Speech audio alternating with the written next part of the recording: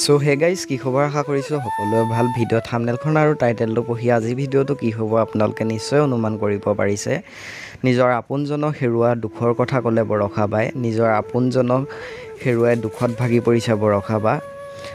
তেওঁ গুৰু হেমন্ত দত্তদেৱ আৰু আমাৰ মাজত নাই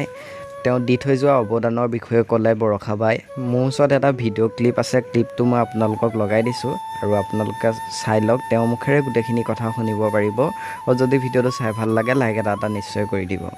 মোৰ প্ৰিয় ব্যক্তি শিল্পী বিশিষ্ট নাট্যকাৰ পৰিচালক অভিনেতা গীতিকাৰ শ্ৰীযুত হেমন্ত দত্তদেৱ আমাৰ মাজৰ পৰা চিৰবিদায় ল'লে মোৰ মৰমৰ আৰু শ্ৰদ্ধাৰ হেমন্ত বৰ্তা